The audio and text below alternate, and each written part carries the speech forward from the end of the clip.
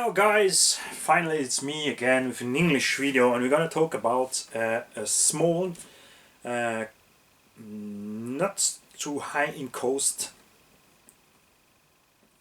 nice, powerful little car. This is the Wltoys 124017.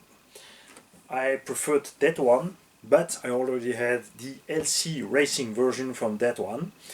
What's better on that one? It's the roll cage, who provide the shock shaft to be bent, the shock to be bent, tower to be bent. We have here the best rear wing, and also a nice front and rear bumper. The car is a little bit heavier, but the electronic choice they made in that car is really nice. Price is here in Europe about 130 euros. The LC racing version are about 230. This 100 euro difference is because weaker material at the shock tower, weaker plastics, weaker transmission. The first version was only rough brushed, so it's my battery charger is working. No, I'm not sorry, I want to go drive. So we know all that weak points, but the car is light. It's only just 1 kilogram, that means 2.2 pounds, if I'm right, 2.27. The first version was with a big brushed motor. Same power, but with more amp draw, with heavier weight, and the first version has 2 weak shocks springs. Especially the small ones, the 114. This is the 112 scale buggy. You can have it a 114 buggy is shorter, and this is also the 114 diesel buggy, but it's the same size that the 112 buggy. You can also get that in 110 scale. It means longer, a little bit heavier, but not so much. But how I say, it's a lightweight buggy, so I think this is gonna be okay. We know if you land bad on a bad jump at the front or rear, we're gonna bend the shock towers. But this is something also can happen here. Not so fast than here, but also can happen. Especially the chassis, you can bend the chassis faster on that car as that one. But keep in mind, it's a small car, it's just for fun, it's not a big bash car. So don't be too rude with that, and you not will have bad surprise. It's a small price, and it's really, I like the way it looks. I was really surprised at that one, because I had the brushed version in the hands, the suspension setup was really bad. And then that one, we have an awesome suspension setup, a little bit harder in front, a little bit softer in rear. Light, it's really the way I make my setups. The body looks nice. I had preferred to get the soft PVC ring, not that Lexan ring, but that's just a detail. All 4 suspension are nice filled up. You have really no air in there, and that's way better than Timesso. The Reflex, we had a lot of air in there. I really don't like the stock setup from the shock from the Reflex. The Reflex has the same weight and has a way smaller, tinier motor. It's enough, but you're gonna heat more. It only can drive 2S, and it's really less. I drive it here in the workshop. We have really less power in the Reflex than in the LC racing, and this one is gonna be a little bit more powerful. Because they have a 2500 kV motor with a 2835. That's a real good choice. We have a 60 ampere C, that's overkill. 35 would be enough, but they do the bigger one in there. That's cool, so you never will have any problem with that. And why did they do the 60 amp? Because they have put a 2 big main gear. The LC Racing has a gear adjustable motor mount with a small 72 pinion. They put a 27 pinion in there, so that's gonna be fast. I think the car can reach the 70 km/h announced at the box with 2S. I first think that this speed was with 3S, and with 2S we are about 60 kilometers an hour, 55, 60, but apparently this is the speed in 2S. I'm not a freak, you know, for such big pinion. We're gonna see if when you start smooth, if the car gonna shake, have cogging, if it's this. If we had that, that means the pinion gear is too big. So, main difference between that baby and the LC racing car, how I said before, is the softer steel alloy parts here. The plastic are harder, less flex, but that not means they are better because the car is light. So we're gonna see what happens. The transmission are different. The LC Racing has steel front CVDs, steel output drive shafts, and here we have just some metal parts. That also not mean it's weaker, or even if it's a little bit weaker, that's the price from that parts are so tiny, it's absolutely not a problem. Stock out from the box, just only grease, but really thin grease. In the rear I can understand, in the front that's bad. That means that in every turn the tire inside gonna spin, you're gonna lose ground power. So I maybe gonna open it to put some Teflon grease in there, like I do at the Reflex, like I do at the LC Racing Truggy. Remember, I have also the LC Racing Monster and Desert Buggy, and we have a lot of video about that in the small scale playlist. I don't know if I have make a special LC Racing playlist, so also check out the English playlist, please. I have a lot of English video in the English playlist, and if you go to a brand or a size playlist, you had to check out which is English, which is French. Most of the time the mechanical access is in French, but you have the video, so you don't absolutely need all what I speak about it. I want to try to catch up more English video, but it's not easy because of the time that needs to do it. I know I can do a video, then talk at the video in English and French and German, and with some little displaying stuff in there, but that's not my style. I like it wild. So, the servo is not so good that at the LC Racing or at the TMSO Reflex. In there we have the Betam steel gear servo, here we have the plastic gear servo. The servo saver works really nice, like an 1/8 scale. I think I'm gonna be untighten a little bit the servo saver to not to avoid. I prefer the first run to have a little bit too weak steering, but to not destroy too fast this servo. I don't know if this servo is really good. It's just, it's not screwed on, it's just glued in. That's strange, but you can do it.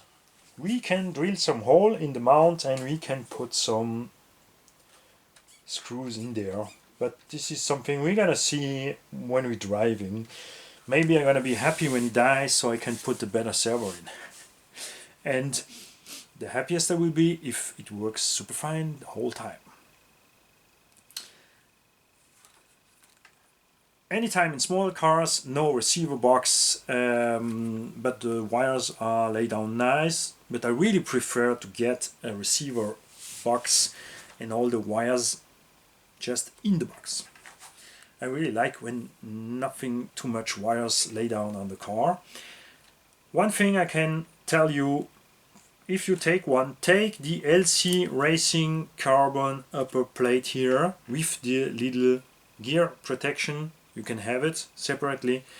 Here it's in one piece with the plastic upper deck. If you take the carbon upper deck, you have to take this little part apart. I do it at the monster truck, and I just put a little bit Gorilla Tape on there. It's also fine, because that stiffens really a lot the chassis. Because main difference between the LC Racing and that baby is the main transmission train. You had from one pinion to the other pinion in one part screw it together, so all what the chassis will flex will hit the main gears in the differential and the main pinions. At the LC Racing you get some drive outputs here and a smaller, shorter here dog bone in the center who can handle all that flex. But I now see many people complain about that, so I'm pretty confident about it. And I have it here because I want to drive with my, I have three LC Racing, I have the TMS Reflex. We gonna drive all that babies together 10-20 times, and then we're gonna see the difference between power, between amp draw, between how the transmission holds on, and all that stuff. This is something really I want to check out to see the difference. You can take all LC parts to put on there. Just take care of one thing. I don't know for the smaller size, but on this baby, this chassis is 2 mm shorter than the truggy chassis there. That means with this main transmission in one part, you will get an issue if you take the LC Racing chassis. That's strange.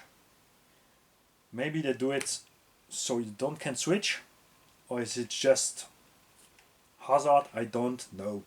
So if you take the LC Racing chassis, you have to take the output from the LC version and the dog bone for the center. You can take the shock tower, you can get it in better alloy on the LC Racing, even in Carbone. Also Ackerman plate, also the pin holder here. And the other difference is that you have here standard screws. There you have hex screws. There you have podsy drive. That's not bad. I prefer the hex screws, but the cool thing with podsy drive is that you only have to use one screwdriver, and with one screwdriver from the good size, even if you have here a little bit bigger heads, if you take maybe size 2, you can disassemble the whole car with only and just one screwdriver. Yes, it works. Even the small one here, yes. So that's the good thing for beginner. I think also it would be enough for beginner. I just a little bit now concerned because of the main pinion gear. I discovered that at the German version video where I made, which I made just before. At the French video I don't check it out, and that's maybe too much. This big pinion gear is a little bit maybe too much for this motor with that weight. Not for the motor, but yeah, I really prefer to drive just only in 2S 5560 with such a car with such a size motor. You will see it at the LC Racing video. I have made a video between the Monster and the Desert Buggy. We drive one time in 2S. We made a small track. Then we put 3S in and make the same track just a little bit bigger because the car a little bit faster. But we have a nice run time. We have no overheat issue and all that. I'm confident because 2500 kV is a good choice. The motor is big enough. But yeah, you cannot change the motor gear here because you cannot adjust gear mesh. You have only 4 holes in this motor mount, one for the big brushed motor and one for the small brushes. Maybe I'm gonna order an LC Racing motor mount, so I'm gonna be able to adjust and put a smaller pinion in if I'm not gonna be happy with that. But first we're gonna drive it. I hate when my car, when I want to drive smooth, when they cog or shake at starting. That means the pinion gear is too big. Remember also you have a lot of grip with this tire. I really like it. The tires are hard, but they really have the same feel, also the same design that the Arma Senton 3S or Arma Mojave tires or Traxxas Horse tires. They're also that feeling. I mean the rubber, it's hard, you have a less good foam in there, but because of the big tread here you have a good traction, and sidewise because you have not so good form, you gonna squeeze the tire by turning and slide, so you're not gonna overroll too fast, even in grass. That's what we have with the Soutenez, with the Armor Mojave, with the Traxxas Hoss. Even if it's a monster truck, was surprised that this car not overrolled so much in the grass with my drive style. I'm used to drive monster truck. I know how to turn with monster truck. So, if you have one, please comment us, tell us why you get it. How much you pay in the USA, forget this. Here in Europe we pay about 125-130 euros with one battery, and about 140-150 with two batteries, and you can get a set up to 3 battery. I think that's 2 or 3 is gonna be cool, so your kid can drive easy 1 hour with 2 battery. And I also like the fact that you can, here you have the steering trim, that's clear, and here it's not the throttle trim because it's an electronic AC. You no need any more trim at the throttle, but a dual rate, so you can put the power down for the kids. That's gonna be nice. It's clear you have at the LC Racing way better material, but it's also cost 100 euros more. 130 that one, 230 that one. With for me here the better motor ESC choice, in there the better servo choice, better material choice, same shock setup, clearly they have done a good job here.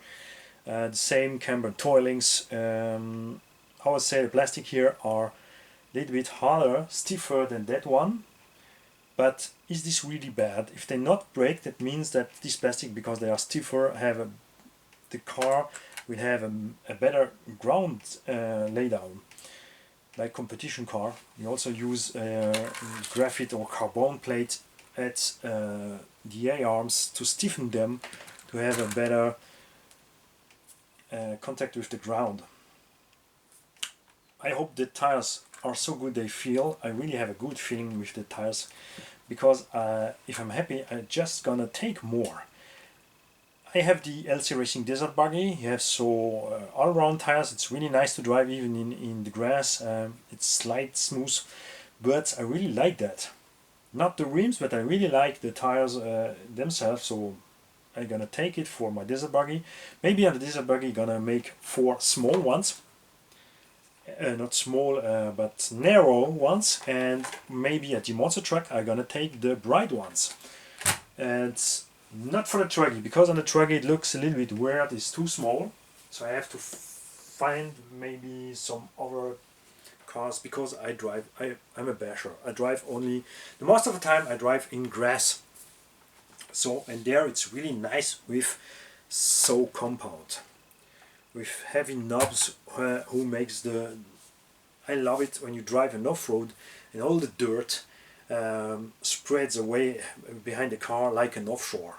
That's really something I like. So take care, that's not a bashing car, that's just a little toy, not so heavy in price, but with at the box promises nice performance, maybe a little bit too much. I think about 60 would be enough for such type of car in 2S, and okay, if you put 3S you can go faster, but not for a beginner. This is most of the time a trap for beginner. Many beginner buys a car because it's fast. If someone will do the same car with just a big opinion and tell here 95, so many people are gonna buy the other one because it's faster, but not so durable. So think on it. This top speed is not just absolutely what must make you buy a car. Important is how tough the car is, how long you can drive without too much maintenance. That's the major point, especially when you're a beginner. You have to get enough speed so you have fun with the truck, but the top extreme speed is not something you had to look like when you buy a car. Only if you just want to make speed runs. If you buy a speedrun car, the top speed matters, it's clear. But even on a drag car, like the DR10 Timesso or a Losi Jazz drag car or Traxxas drag car, top speed is not the most important thing. The most important thing is how fast you bring the power to the ground to have a nice acceleration. So, tell me, did you get one? Why? How many it cost? What did you break or not? I hope you really break nothing. I really hope to see, just if I get 200 comments about people who say I have that car that drives fast, I have a nice run time, I have absolutely no issue. I drive in grass, I drive in gravel, I drive at home. I want to know anything, because it's important for those who want to buy this car to get just not my opinion, and in the moment this opinion is just static. I don't have drive it, it's just a raw feeling for what we see here out from the box. And I'm really happy with what I have here in the hand. I was not so happy with the reflex. So tell me what is with that, and once we have drive it 1 or 2 times, we're gonna make a cold review. That means a first review. After 1 or 2 battery packs, you cannot tell it's the best car in the world, it's the best basher, it's super tough baby, especially if the channels who make that has cut all out from the video and you just have 5 to 6 minutes driving video from a car driving that way, and any landing is not on the video. You clearly see that some stuff was cut out by a crash or something. I really like channels who show all. And then we're gonna drive it 10, 20, 50 times. I hope really, I have to find the time. I want to drive my small cars, the LC Racing, the Wltoys, the Reflex from Timesso 10, 20, 50 times together, and see after that which car perform better, hold on better in time, and what happened in each car because of the wear from the parts. Which has the better bearings, which has the better setup, which has the better plastics, which has the better alloy, and all that stuff. One thing I'm sure, once again you will see the absolutely superiority of a molded plastic chassis when you bash. That's a fact. I know many people want all alloy, but well molded shock tower and 2 or 3 part molded plastic chassis for bashing is far away from the best, from far the best you can get for bash. But we're not gonna put this car on back flips, front flips and heavy jumps. I do it with the LC Racing. He survived with any problem. It's really, it works nice, so I don't have to do it again here. I know it's a little bit weaker, but it's not what I want to do with it. I don't buy it to make big jumps and freestyle. I buy it to make a small track at a short grass surface. And in that case, I think for that small price, 130 euros, it will be a super good choice.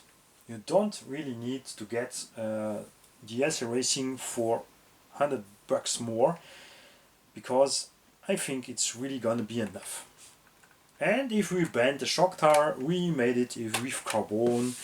If you have an issue, if he has an issue with the chassis, I'm also gonna make it maybe with carbon plate.